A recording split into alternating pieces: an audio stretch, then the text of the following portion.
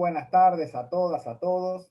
Estas son las segundas jornadas internacionales de la Red Hip Hop, organizadas por el Programa de Estudios de la Cultura de la Universidad Nacional Arturo Jauretche y la Red Hip Hop perteneciente al mismo programa.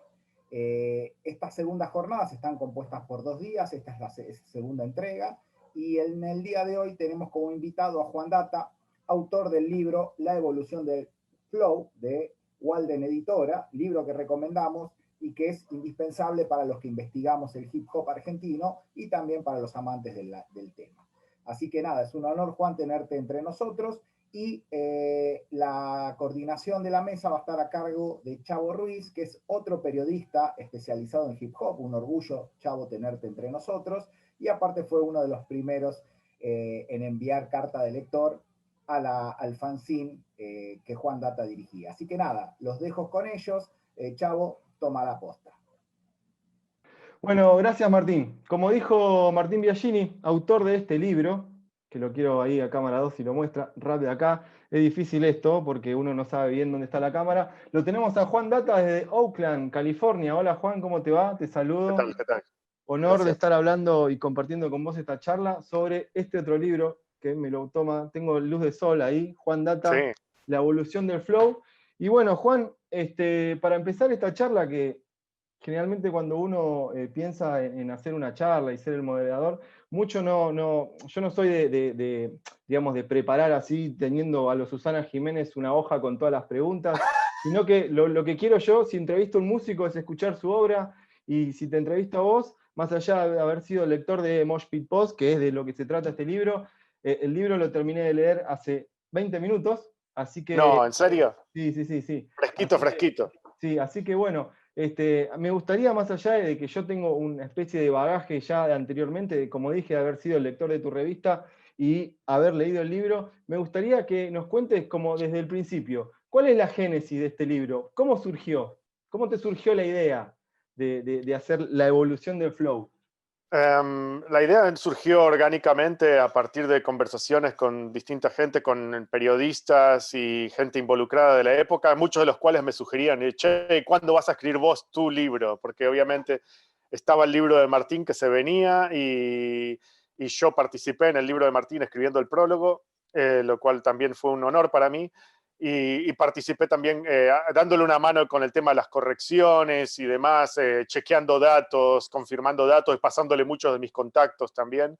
Así que me sentía en parte involucrado con el libro de él, pero mi idea era hacer un libro completamente diferente, que no compita con el de Martín, que encare el tema desde un ángulo totalmente diferente, desde un ángulo mucho más personal.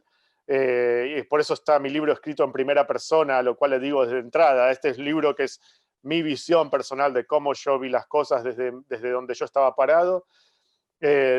Por lo cual yo creo que es un libro que, si bien tiene puntos en contacto con el rap de acá, más que nada es un libro que se complementa uno con el otro, porque ofrecen dos visiones muy diferentes sobre hechos similares y un periodo en común en el que estamos hablando, ¿no?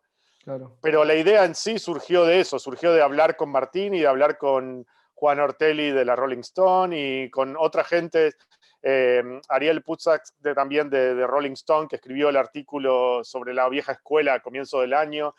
Y todos me decían lo mismo, che, ¿cuándo vas a escribir vos tu libro? ¿No? Y al final me animé y cuando empezó la cuarentena, la semana que empezó la cuarentena me senté y no paré de escribir los siguientes 3 meses hasta terminarlo. Bueno, yo te encaré, viste, cómo surgió este libro, sin antes mencionar de qué trata el libro, ¿no? A veces uno encara la charla, sobre todo con vos, creo que esta es la tercera charla que tenemos así en video y también por WhatsApp, ¿no? Digamos, periodísticamente. Y bueno, el libro trata de dice una retrospectiva de Mosh Pit, Pose, un fanzine de hip hop argentino. Bueno, contanos un poco, más allá de cuál es la génesis de este libro, de qué se trata el libro, que es lo más importante. Bueno, originalmente muchos me venían pidiendo ya desde hace años, che, ¿por qué no digitalizás tu fanzine? Escanear todas las páginas y subirlos en internet así como estaban. Y eso es algo que a mí nunca me interesó hacer, honestamente. Son cosas que escribí hace 20 y pico de años, 24 años en algunos casos, y que ya no siento que me representan y no siento que le harían bien a nadie en la escena actual leer esos escritos de esa época, plagadísimos de errores, y errores éticos y errores periodísticos y demás. Y bueno, una de las propuestas que me llegó de la editorial, de Walden Editora, fue, che, ¿por qué no hacemos esto justamente? ¿No querés reimprimir todos tus fanzines en formato de libro? Y mi contrapropuesta fue hacer la evolución del flow justamente. Yo le dije, yo te ofrezco un libro que yo te escribo basándome en el fanzine, basándome en los escritos de esa época, pero actualizándolo, recontextualizándolo y corrigiendo los errores. Y mi idea original, yo como me lo imaginaba, era como que iba a reimprimir las hojas del fanzine y abajo, a pie de página, corregir todos los errores y explicar más o menos. Pero la cosa es que la nota de pie de página terminaron abarcando mucho más que las citas del libro y Claro. se terminó dando vuelta. Los pies de página pasaron a ser el texto principal y claro, las notas de la revista, las citas de la revista pasaron a ser el texto secundario. Claro, el libro en realidad te diste cuenta en el proceso que era los pies de página, lo que estabas comentando vos. Exacto, exacto. Las correcciones pasaron a ser el texto principal y las citas que quedaron textuales del libro son como la excepción. Bueno, sí, para la gente que no conoce tu historia y que no conoce tu labor periodística dentro del hip hop argentino, esto fue un fanzine que se publicó a finales del 96 hasta comienzos del 99. Exacto. Son 13 números contando el número 0. Sí. Del que nunca pude leerlo. Y nunca no te perdés mucho. Nunca me lo quisiste vender, aparte. No, creo que se imprimieron muy pocas copias y nunca lo reimprimimos porque era calamitoso el contenido de ese número. Bueno, fueron 3 años que uno leyendo el libro pasan por un montón de estadios. O sea, es como, tiene su introducción, nudo y desenlace. Sí, hay una historia, una narrativa a lo largo del libro que creo que va en paralelo. Está la evolución del fanzine, porque obviamente el fanzine va evolucionando muchísimo y se nota la diferencia a lo largo que va evolucionando. Está la evolución del rap argentino que va en paralelo, va cambiando la manera de rapear, va cambiando la manera en que el rap iba siendo aceptado más por la sociedad o por el establishment dominado por el hegemónico rock, ¿no? Y al mismo tiempo también está la evolución mía personal como escritor, como profesional, como periodista y como persona involucrada en la escena, ¿no? Entonces son como 3 historias que van en paralelo y hay, sí, como decís vos, una introducción, clímax y desenlace. Sí, que uno puede decir, ¿no? Eso lo dejo a criterio de cada lector, puede decir si es un final feliz o es un final trágico. No sé si es trágico, pero creo que es un final en suspenso, porque el libro termina con medio yo desilusionado, abandonando la escena y yéndome del país y mandando toda la mierda, pero con la esperanza de que, y con el conocimiento de que lo que vino después fue mucho mejor. Y yo creo que la escena mejoró mucho después de que yo me fui. Claro. No por consecuencia de que yo me haya ido, pero sí claro, mejoró mucho. Vos sos un escritor, digamos, a nivel periodístico, escribiste en muchos lugares, en muchas publicaciones, tanto nacionales. ¿Publicaste alguna vez en algún Casi medio nada. Argentino? Bueno, Casi pero sí nada. en España, en Estados Unidos. Sí. ¿Notaste alguna diferencia entre encarar la escritura del libro a las escrituras de...? Supongo que sí hay una diferencia, pero digo, ¿qué diferencia notaste en escribir para un libro específico, algo que tenga 300, 400 páginas, a escribir notas periodísticas? Fue lo mismo, pero más largo. Es una nota periodística de 400 páginas. No, el proceso fue similar en el sentido de que yo escribo igual. Para mí escribir es lo mismo. Quizás que cuando escribís un libro relees mucho más. Yo cuando escribo artículos periodísticos soy muy impulsivo y medio que lo primero que me sale queda y lo mando. Así, no soy mucho de releer y reescribir. Soy súper impulsivo en ese sentido. En el libro hay muchos capítulos que los tuve que revisitar 1000 veces porque no estaba conforme con cómo habían quedado y hubo mucho reescribir en ese sentido, que obviamente el periodo fue mucho más largo también. Cuando escribís para una revista tenés como mucho una semana, ¿viste? Claro. 2 semanas, pero este libro tuve 3 meses, entonces sí hay capítulos, sobre todo los capítulos de la introducción, antes de meternos en el fanzine mismo, cuando hablo del estado general del hip hop y todo el tema de la música de negros, entrando en un país blanco, y el eurocentrismo y la resistencia contra el rap.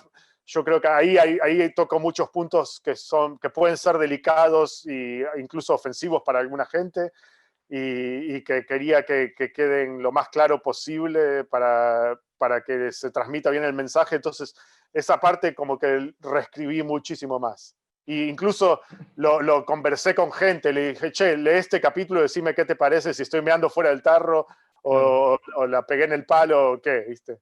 Sí, sí, sí, digamos que el primer capítulo del libro comienza como una especie de contar tu historia, de dónde venías en el Sí, momento donde escribiste el libro. ¿Lo sentiste como algo que era, digamos, que era fundamental en decir, bueno, miren, yo vengo de acá y a sí, partir de acá empecé el exacto. fanzine?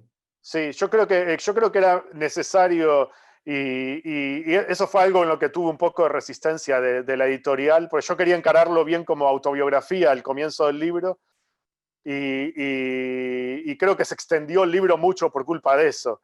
Y la editorial me decía, no, no, acortalo, que se está alargando mucho el libro, ¿no?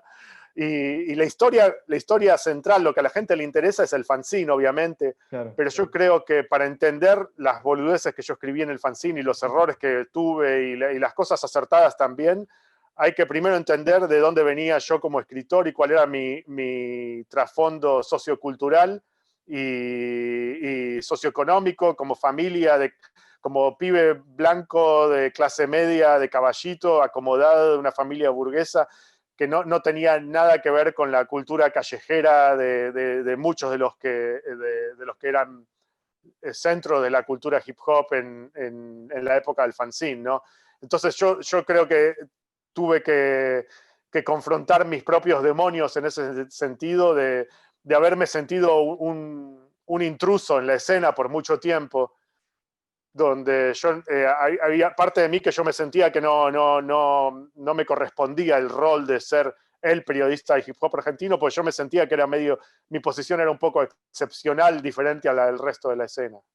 Y cuando iniciaste el fanzine allá por el 96, ¿sentías que todo eso que vos relatás al comienzo del libro lo sentías como una carga o en ese momento no te dabas cuenta porque lo nombrás varias veces en el libro, decís como que mucha gente de la escena te consideraba como una especie de intruso, Ujú. o el enemigo, como decían en la película esa como Casi Famosos, que le decían al Ujú. periodista que iba a cubrir Claro. el enemigo, el enemigo. ¿Sentías algo así? ¿O te diste cuenta después? No sé si era tan explícito, pero sí había como una desconfianza, porque en la escena hip hop hasta ese momento, que no era una escena todavía, se estaba recién formando como escena, era un circuito de gente súper ínfimo y súper hermético, donde todos se conocían entre todos y veían con mucha desconfianza a toda la gente de afuera, y había mucho de despreciar a los novatos y a todos los que aparecían como nuevos en la escena, no se les abría paso, no había como mucho derecho de piso a ganarse para ser respetado en la escena. Y en ese sentido sí, yo lo sentí, que había mucha gente de los que ya estaban en la escena establecida que me veían a mí como diciendo, ¿y este quién es? ¿Quién se cree que es para venir acá a figurar como autoridad de decir esto sí, esto no, como medio de comunicación, ¿no? Claro. Me costó ganarme ese respeto de muchos, pero otros no, otros me abrieron las puertas de entrada. Yo creo que Smoller del sindicato fue excepcional en ese sentido. DJ Bart de 9 milímetros fue súper excepcional en ese sentido. No muchos, pero hubo personas claves de la escena establecida que en ese momento me recibieron con los brazos abiertos y se pusieron las pilas para darme una mano y presentarme a otra gente y como que validar mi presencia en la escena, sin los cuales yo creo que el fanzine no hubiese pasado el número 0. Vos te fuiste en el 2001 a Estados Unidos, abandonaste el país y también, como dijiste, abandonaste la escena. Sin embargo, estuviste conectado con cierto porcentaje mínimo, con una banda, Sí, con Coxmox, por ejemplo. sí. Pero, digamos, y en ese momento que vos te vas, hasta hace 3 años, ¿fuiste alguien que no le interesaba visitar ese pasado tuyo y Mosh Pit? Para nada. Lo sentías totalmente, digamos, era una página cerrada que no se iba a abrir nunca más. Yo no sé si en algún momento de todos esos años viste algún fanzine o te dijiste, mirá, me acuerdo, nada. No, estaban guardados en una caja ahí atrás, donde ves, en una de esas cajas ahí arriba, estaban encerrados ahí por más de 10 años sin reabrirlos, y medio que hasta me daba medio cosa abrirlos y releerlos. Me costó mucho releer algunos de esos, el número 0 en especial, que es desastroso.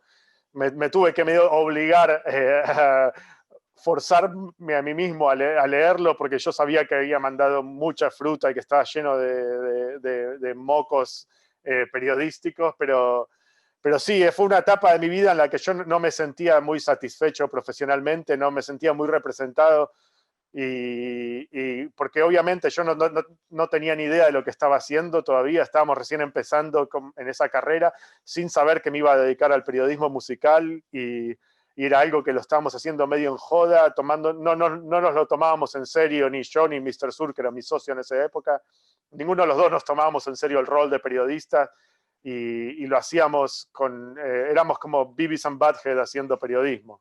Claro. Y en ese momento, digamos, en todo ese proceso, yo me acuerdo de haberte entrevistado no me acuerdo si para El Pulso de las Rimas, que es mi programa de radio, o otro más en el que participaba, cuando se cumplieron los 15 años del documental, y vos no sabías que se cumplía ese año, 15 años del documental.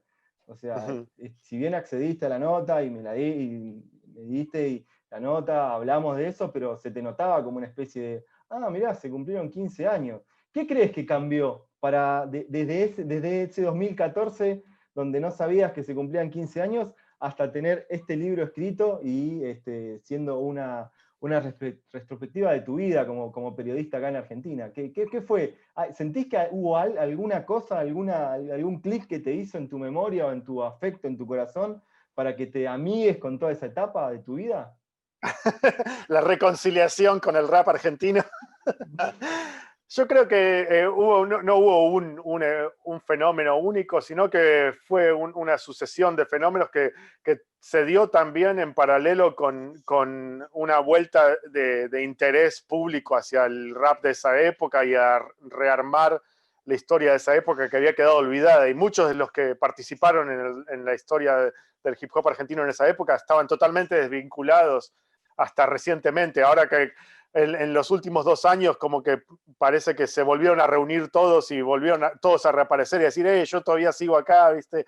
Están todos repartidos por el mundo haciendo sus cosas, con sus familias, con sus trabajos y todo, pero todos reaparecieron casi en simultáneo, y en parte se debió al laburazo que hizo Martín de rescatar a toda esta gente, rastrearlos, hizo un laburo de detective, de ir buscando uno por uno y reconectándolos, y fue un poco como fiesta del reencuentro de high school, ¿no? De volverte a conectar con gente con la que no hablabas hace 20 años. Fiesta de reencuentro del verano del 96. Tal cual. Y el libro siempre tuvo este formato digamos, como dijiste vos, ¿cuánto te llevó cranearlo, digamos, con la estructura con la que quedó? Una noche. Una noche, sí. Fue una cosa que un día a la tarde hablé con el de la editorial, me tiró la idea y me quedé pensando toda esa noche. Me fui a dormir con la idea esa en la cabeza, y cuando me desperté ya tenía toda la estructura, capítulo por capítulo, cómo iba a ser el libro. Y me senté, le escribí un índice de todos los capítulos y se lo mandé por email. Le dije, este es el esqueleto del libro que voy a escribir. Me dijo, dale, y ahí mismo, ese mismo día, me puse a escribir. Bueno, tenías como digamos que también, no es que digo que sea fácil, pero tenías el índice, lo hiciste por la edición del fanzine, 0, 1, 2, Exacto, 3. Exacto.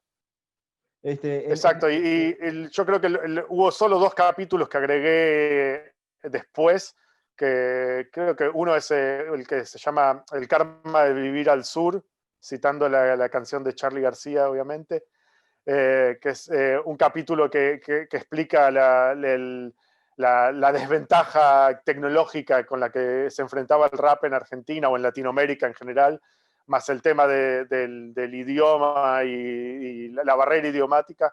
Eso lo agregué ya como a última instancia. El libro ya estaba todo escrito y volví para el comienzo y dije, me parece que hace falta aclarar algo en la introducción para que se entienda todo el porqué de lo que viene después, ¿no?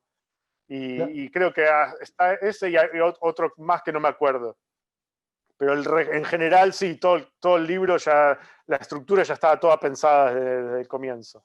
Y en el libro está todo lo que quisiste contar de toda esa etapa de tu vida. ¿Crees que el libro es un reflejo fidedigno de lo que vos viviste en esa época en cuanto a hacer la Mosh Pit?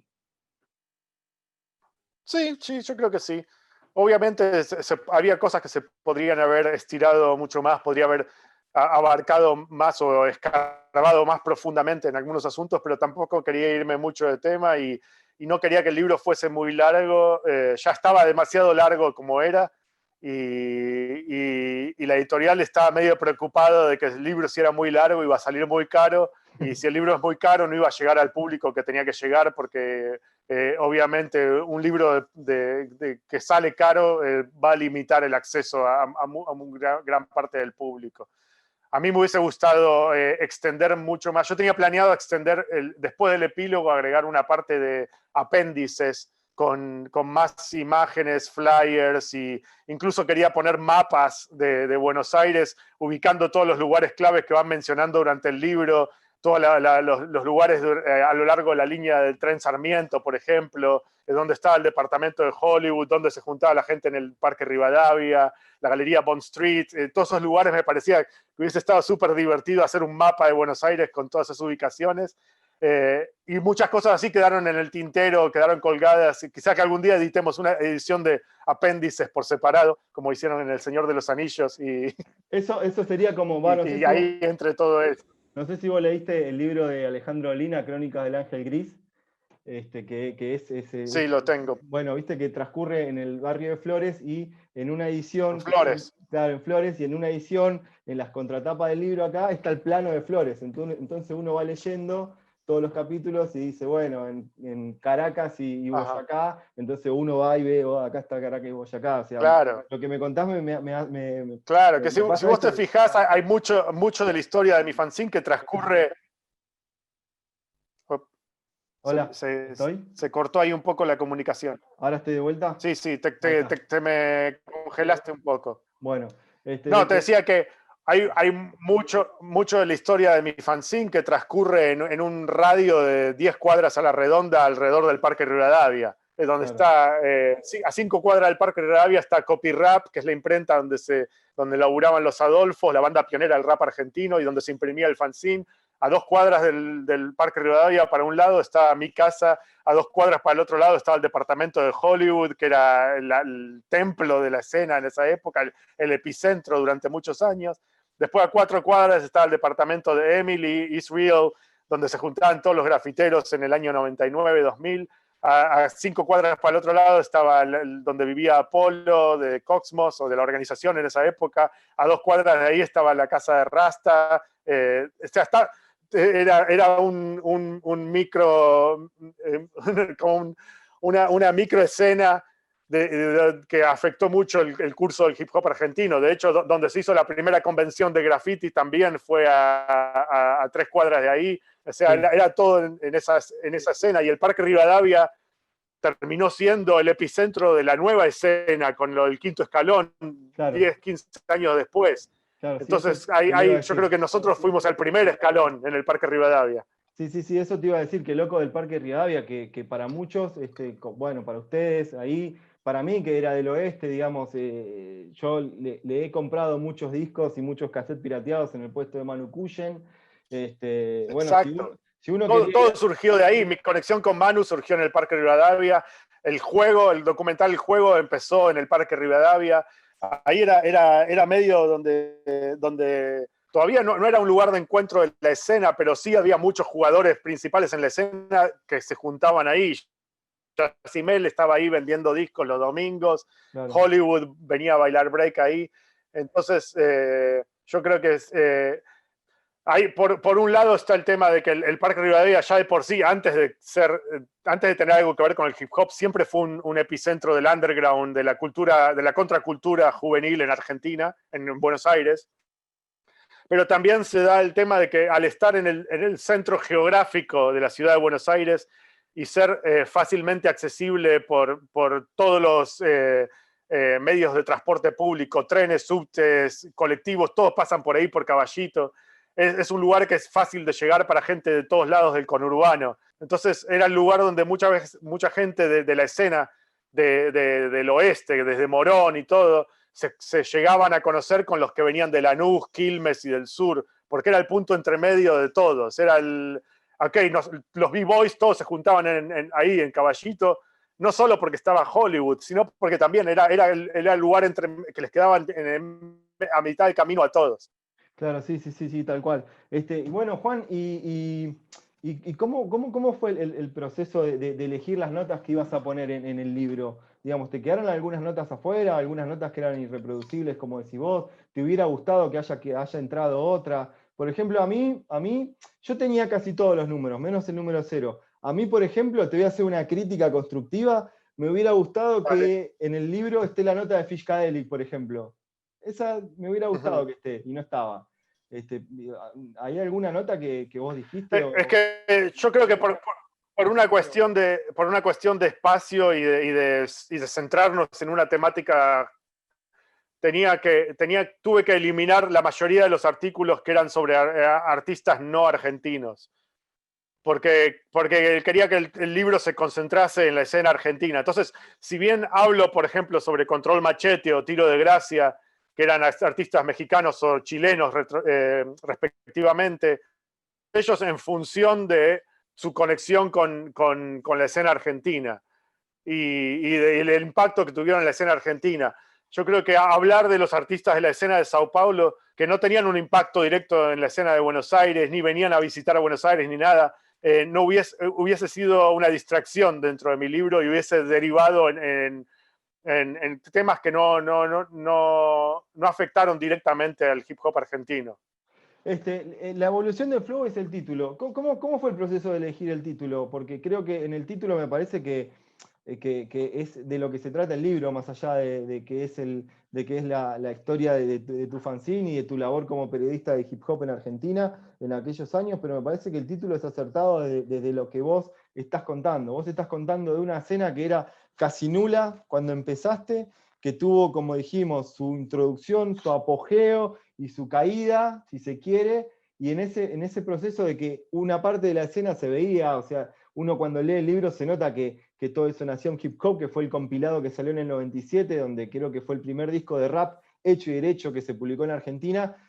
Toda esa comunión de bandas se va rompiendo toda, pero creo que es como un antecesor de una base fundamental del rap en castellano y el rap en Argentina. Y creo que de eso se trata el libro, de ver cómo fue naciendo una identidad rapera argentina. ¿Cuándo te diste cuenta de que ese era el tema del libro?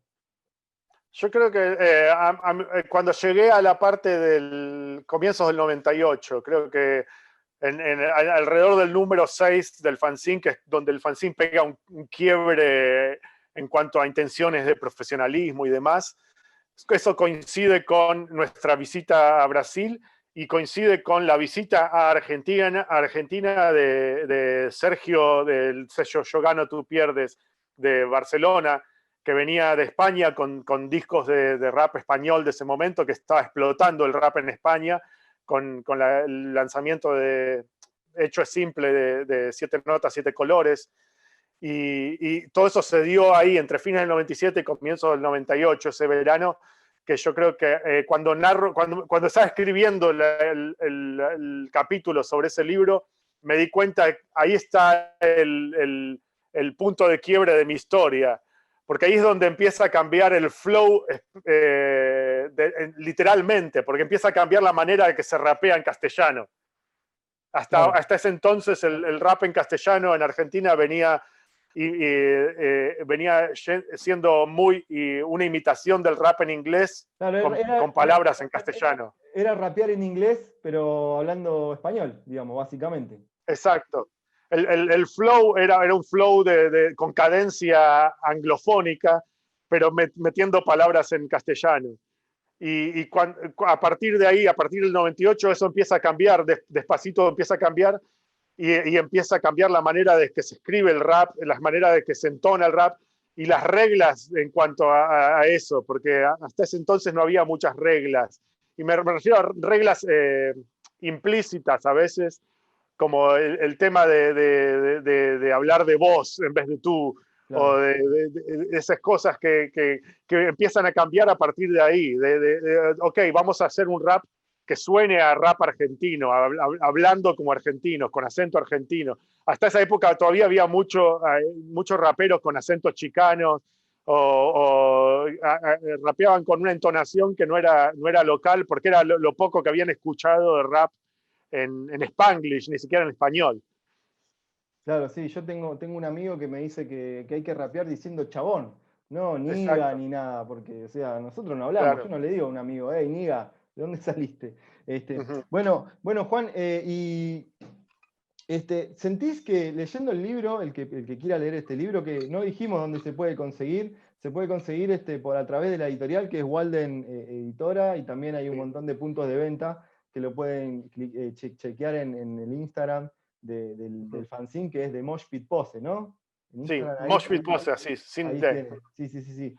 Bueno, cuando hiciste ese Instagram y empezaste a subir fotos y la gente vieja se volvió loca recordando sus momentos de gloria de la juventud, ya tenías pensado sacar ese libro, o sea, ese Instagram lo hiciste sabiendo... Al mismo tiempo, sí. Ya el libro ya lo había empezado a escribir en ese momento, y a partir de que empecé a escribir el libro empecé a revisitar archivos, abrí mis cajas de archivos que tenía de todas las cosas que me había traído de Argentina, y esto incluía bolsas de fotos, bolsas de flyers, los fanzines mismos y diarios míos de esa época, cosas que yo escribía.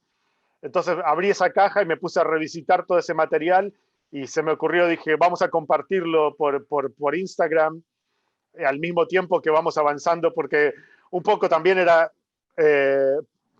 para usar ese material como archivo, como material de referencia para el fanzine. Me hacía falta ayuda de la gente, en cierto sentido, porque yo había muchas cosas que no me acordaba bien cómo habían sido, ni dónde, ni cuándo. Entonces yo empecé a compartir todo eso en Instagram, esperando que la gente misma aporte sus recuerdos de la época y me diga, no, esto fue en el 96 o en el 97, esto fue allá, esto fue en Morono, fue en San Telmo, ¿entendés? Pues había muchos datos que a mí me faltaban o que yo no estaba muy seguro al respecto. Y en ese sentido fue súper, súper útil. El libro, cuando uno lo empieza a leer y cuando la gente que nos está viendo se interesa por el libro y lo va a empezar a leer, no sé si va a notar, al menos lo hablo de lo que me pasó a mí, noto como una cierta... volvemos de vuelta, vaya la redundancia, a la introducción al nudo y el desenlace, que tiene toda narración literaria. Creo que vos fuiste perdiendo, así como te fuiste haciendo más maduro a través de esos 3 años, creo que te fuiste recibiendo de periodista y se nota en vos, en el relato se nota como vos, ese ímpetu de joven, de querer comerse el mundo y después empezar a querer ser profesional y empezar a chocarse con un montón de cosas. Y yo creo que cuando uno lee los últimos números de la revista, de lo que contás en el libro, se nota como que es algo que ya te estaba molestando. O sea, no sé si te pasó de molestarte escribiendo el libro. O sea, se nota que vos querés terminar el libro. No sé si es porque por esos recuerdos que tenías tuyos o fue una etapa, todo ese malestar que tenías en esa época. Creo que fue una etapa bastante oscura en mi vida, de la que yo no me siento súper orgulloso ni me gusta revisitar mucho, porque yo no estaba bien emocionalmente, estaba en un lugar bastante oscuro en ese sentido, durante el último periodo del fanzine y el periodo que vino después, si bien estaba súper contento y súper entusiasmado con lo que venía haciendo con la organización, por ejemplo, y tenía una relación de amistad en la que me apoyé mucho en la amistad con Apolo, por ejemplo, durante esos últimos años, yo estaba profesionalmente, yo me sentía muy desilusionado. Yo sentía que el fanzine había evolucionado muchísimo a nivel profesional, pero que había llegado a un tope donde si bien había mejorado mucho en calidad, en anuncios y todo, teníamos apoyo económico de anunciantes, el fanzine no se vendía más, se vendía la misma cantidad que antes, ¿entendés? No había aumentado el público, eran siempre los mismos 600, 700 personas que lo compraban. Yo creo que 800 como mucho era lo que se vendía en copias, y ya estábamos tirando 2000 ejemplares, los últimos números ya a partir del 10 la tirada de 2000, pero se seguían vendiendo los mismos 800. Claro. Y al mismo tiempo yo estaba frustrado profesionalmente porque ya había terminado con la universidad y quería conseguir trabajo, y todos los trabajos que conseguía eran patéticos, eran, como se dice, pasantías que te pagaban medio de lástima y te explotaban a full, y que es lo típico que agarrás cuando sos periodista recién recibido, y no lograba conseguir publicar artículos pagos en ningún lugar, en ninguna revista ni nada, y al mismo tiempo por eso me había dejado mi novia, yo estaba pasando por un proceso bastante oscuro. Yo desde el comienzo del fanzine yo había estado siempre con la misma novia durante 3, casi 4 años, que el periodo que duró el fanzine. Al final también me había roto esa relación. Entonces yo tenía una mezcla de frustraciones profesionales con emocionales y de que me quería ir de mi casa y no tenía un mango para irme de mi casa. Ya me sentía que tenía 20 y pico de años y todavía estaba viviendo de hijo, y bueno, todo eso concluye en mi decisión de irme del país eventualmente. ¿Y cómo fue ese momento de tomar la decisión de abandonar el fanzine? ¿Cómo fueron? Me gustaría saber ahora cómo fue ese momento cuando dijiste, bueno, ya listo, no lo dejo, no le doy más energía a esto, y fue como, ¿qué te sacaste? ¿Otro Juan Data de la espalda, más o menos? Yo no sé si fue una decisión bastante dolorosa en ese momento, pero yo creo que también era algo que tenía que hacerlo porque yo sentía que si no, mi vida corría riesgo. Yo ya me sentía que estaba viviendo bajo mucha presión psicológica, y encima de eso tenía peleas con gente que me venía a amenazar con violencia física, y tuve amenazas de muerte y amenazas de gente que me amenazaron legalmente, que me iban a mandar cartas de documento a esto y lo otro. Estaba todo mal con cierta gente de la escena, y todo eso es una carga negativa que yo en un momento dije, basta, se va toda la mierda, no estaba recibiendo nada positivo a cambio de todo lo negativo con lo que cargaba, y yo estaba haciéndolo solo. Yo había empezado el fanzine como parte de la Turma Producciones, era una sociedad, era Mr. Sur y yo que veníamos haciéndolo todo, y él a partir de mediados del 98 me dejó en banda, se fue a hacer la suya, y yo quedé encarando el fanzine yo solo, y era demasiada presión. Citando a los Cadillacs, era demasiada presión. Sí, en todo el transcurso del libro hay como una especie o sea, está el muchacho que vendrías a ser vos en el libro, ¿no? El que cuenta la historia. Sos como el Frodo. Y después tenés a esta Mordor, o sea, está Sauron, que no vamos a dar nombre, pero puede ser. Sí. Hay un Gollum también. No sé, Gollum. No quiero decir quién es, pero... Hay varios Gollums. Pero está Sam también.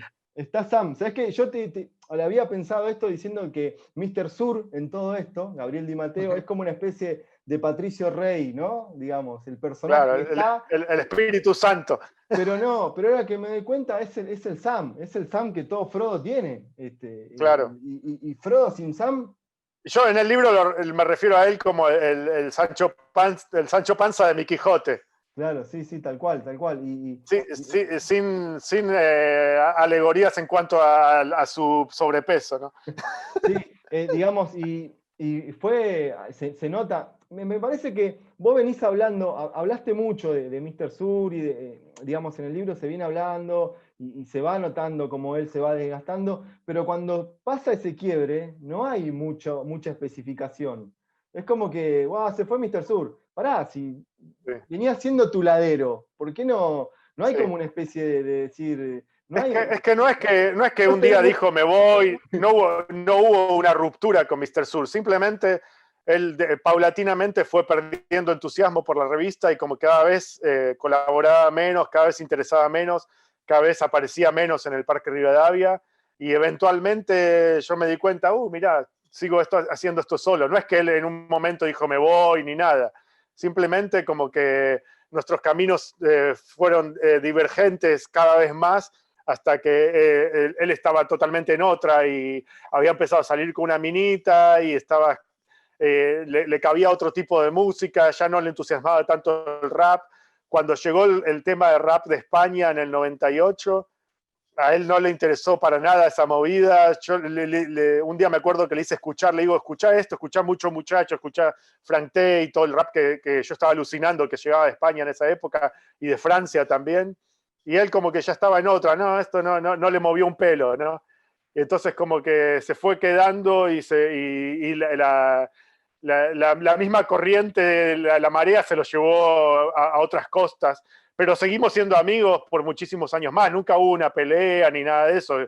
Él seguía siendo amigo y de hecho en el último número del fanzine llegó a colaborar. Yo me acuerdo que medio que lo tuve que forzar, pero le digo, che, escribite una reseña sobre, creo que era el disco de Beastie Boys, Hello Nasty, y me la escribió.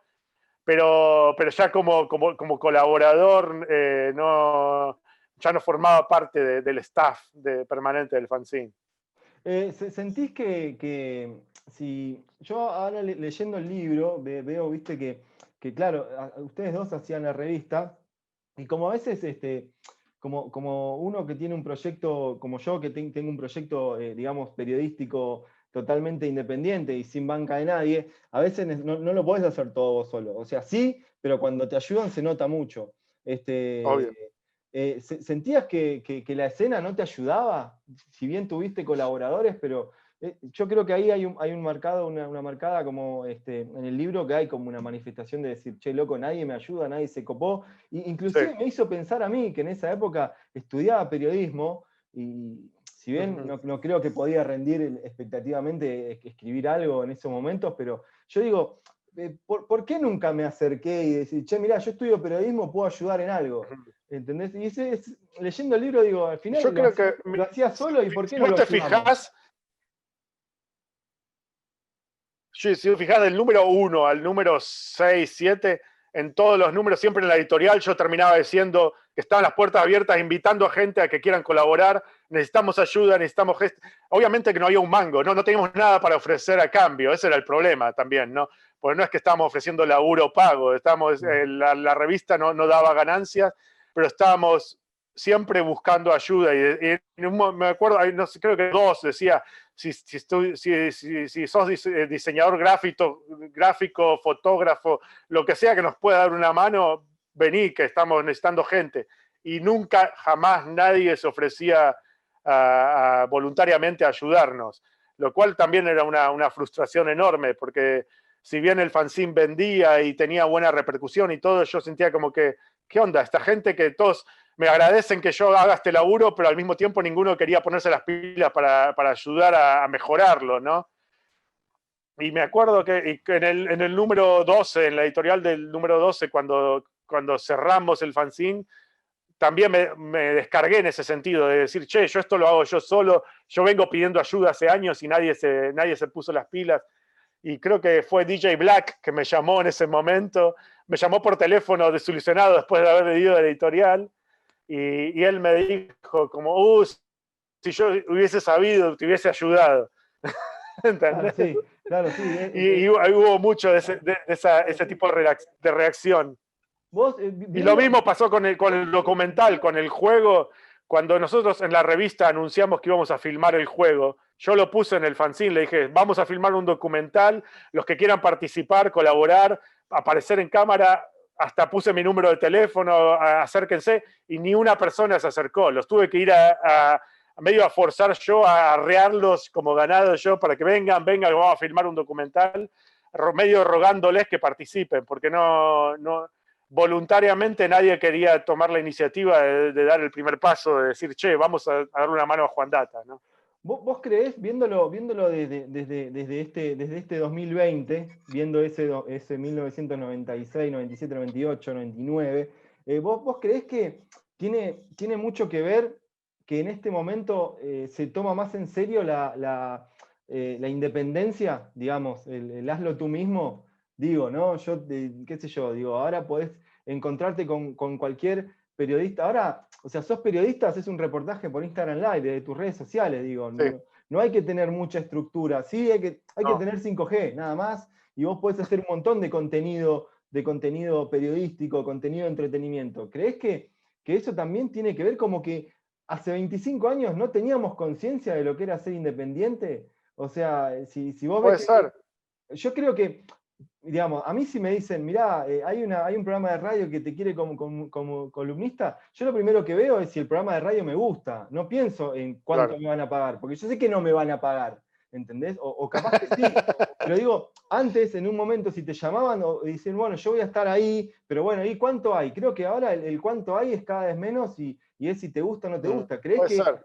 que ahora un proyecto como el de Mosh Pit Post, salvando todas las distancias, quizás hubiera tenido un poco más de ayuda de los que estaban inmersos en esa escena?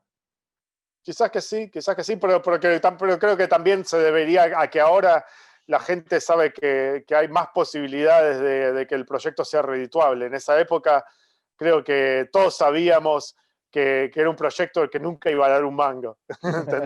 Claro, sí, era remar la contracorriente desde el comienzo hasta el final.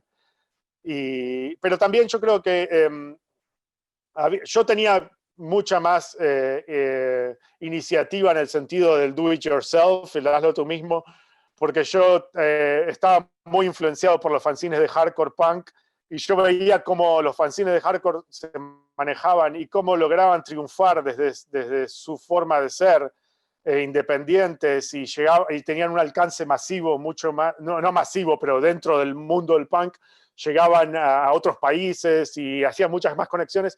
Y yo decía, si ellos pueden hacerlo, ¿por qué nosotros no? ¿Entendés? Pero yo creo que mucha gente del hip hop argentino no tenía esa mentalidad, no compartía esa visión. Y están muy encerrados en que, no, tiene que venir alguien con guita de afuera y poner la tarasca sobre la mesa. Tiene que ir un manager, un productor, alguien que venga de afuera y que organice las cosas por nosotros y que ponga la plata y que lo arme desde afuera, ¿no? Y como que siempre estaban, esa era la filosofía reinante de mucho de la escena, el esperar a que venga la hada madrina a que los transforme en estrellas. Y no había mucha iniciativa para hacer las cosas desde abajo, a nivel de, che, organicémonos como un colectivo, cooperativa, independiente o lo que sea, ¿no? Juan, sí, realmente es claro lo que decís. Creo que a partir de cuando, digamos, sobre el final de esta historia que contás en este libro, me parece que la escena se fue dando más cuenta que si no se movía, quedaba ahí. Y ya tenía un claro ejemplo de lo que había sido el proyecto Nación Hip Hop. O sea, nadie quería repetir eso, digamos. O sea, quería sí tener esa repercusión, pero no el cómo terminó, no tener ese final. Para la gente que los lectores de este libro, que son varios, y mucha gente estuvo muy contenta cuando sacaste este libro, digamos que al menos los que uno conoce son todos gente que vivió, que le interesa el hip hop argentino.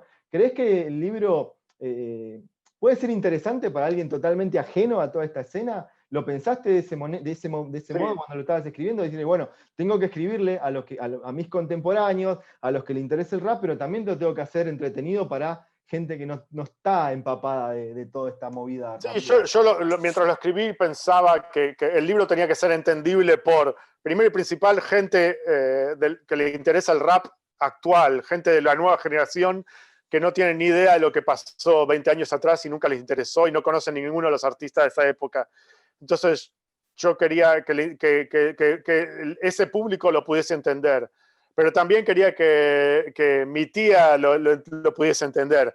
Y que el tema de que, si bien hablo de muchos artistas y de su música, que no sea un hecho determinante el estar familiarizado con esos artistas ni su música.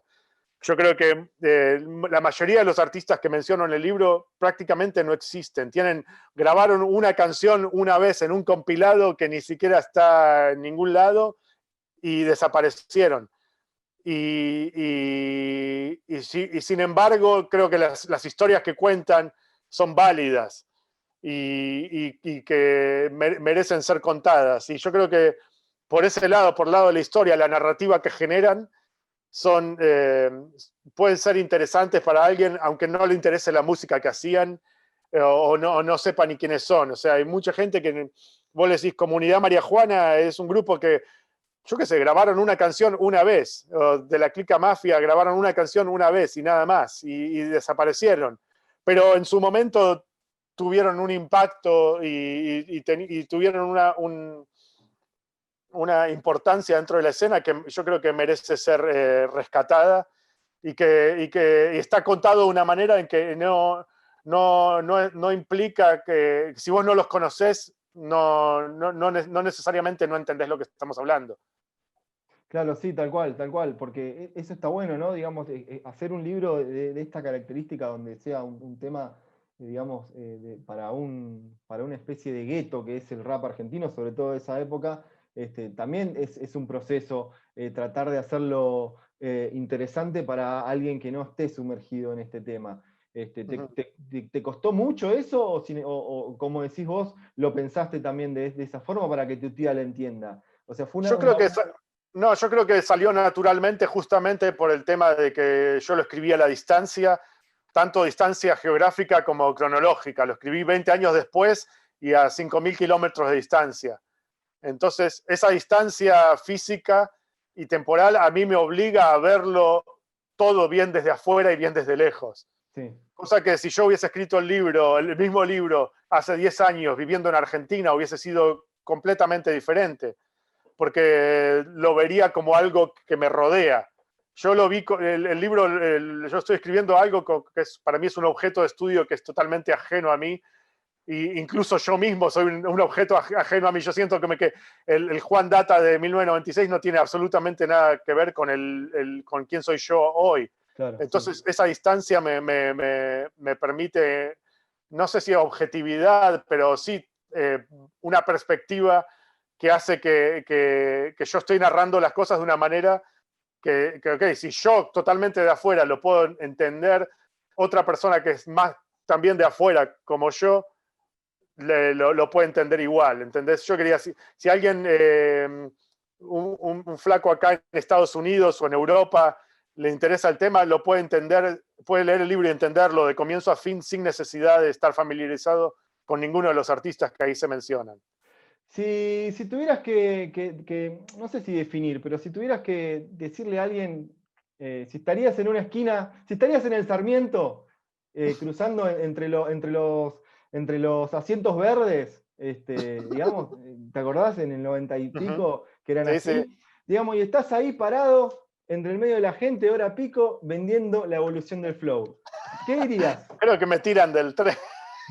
No, pero Abren la bueno. puerta y me tiran de una patada. Hola, caballero, damas y caballeros, les presento acá la evolución del flow. Lo tienen que comprar. ¿Por qué? ¿Por qué, Juan Data, Esencial para el bolsillo de la dama y la cartera del caballero. ¿Por qué tendrían que? ¿Qué es lo que le hace interesante este libro?